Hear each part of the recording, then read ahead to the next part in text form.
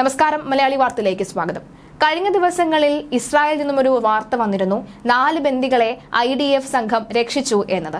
എന്നാൽ ഈ 4 ബന്ദികൾ പുറത്തു വന്നതിന് ശേഷം അവർ സാധാരണ ജീവിതത്തിലേക്ക് മടങ്ങിയെത്തിയ ശേഷം ഇപ്പോൾ IDFുമായി ബന്ധപ്പെട്ട് അല്ലെങ്കിൽ ഈ ബന്ദികൾ തന്നെ ചില കാര്യങ്ങൾ പുറത്തു പറയുന്നുണ്ട്. തുരങ്കങ്ങളിലല്ല ഞങ്ങളെ പാർപ്പിച്ചിരുന്നത് എന്നത്. ഈ ഗസയിലും അതുപോലെ തന്നെ പല ഇടങ്ങളിലും തൂണിലും തുരമ്പിലും ഹമാസ് ഉണ്ടെന്നാണ് ബന്ദികൾ പറയുന്നത്. സാധാരണക്കാരുടെ വീടുകളിലും ക്യാമ്പുകളിലും ഒക്കെയായാണ് ഞങ്ങളെ പാർപ്പിച്ചിരുന്നത് എന്നാണ് ബന്ദികൾ പറയുന്നത്.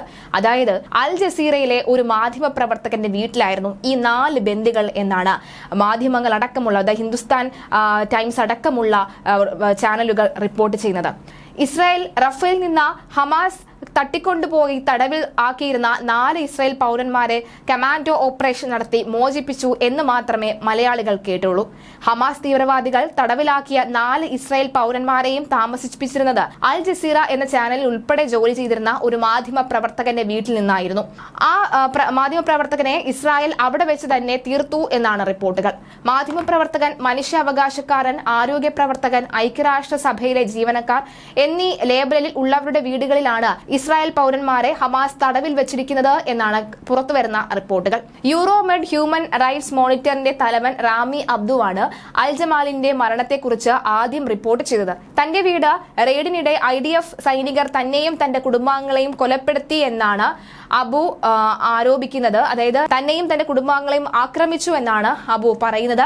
മാധ്യമപ്രവർത്തകരുടെ വീടുകളടക്കം ഇപ്പോൾ ഈ ബന്ദികളെ പാർപ്പിച്ചിട്ടുണ്ടെന്നാണ് പറയുന്നത്. അതായത് തുരങ്കങ്ങളിലെല്ലാം IDF റെയ്ഡ് നടത്തിയിട്ടും എന്തുകൊണ്ട് ഈ ബന്ദികളെ കാണുന്നില്ല, ബന്ദികളെ പിടികിട്ടാൻ അല്ലെങ്കിൽ ബന്ദികളെ നമുക്ക് പുറത്തേക്ക് കൊണ്ടുവരാൻ കഴിയുന്നില്ല എന്നൊരു ചോദ്യം പലരും ആവർത്തിച്ച് ചോദിച്ചിരുന്നു. ശരിക്കും അവിടെ ഈ ഹമാസുകളുടെ ഏറ്റവും വലിയ കുടില ബുദ്ധി പ്രവർത്തിച്ചത് സാധാരണക്കാർക്കിടയിലും സ്ത്രീകളെയും ഒക്കെ തന്നെ ഒരു കവചമാക്കിക്കൊണ്ട് അവരുടെയൊക്കെ സാധാരണക്കാരുടെ വീട്ടിലാണ് ഈ ബന്ദികളെ പാർപ്പിച്ചിരിക്കുന്നത് എന്നാണ്.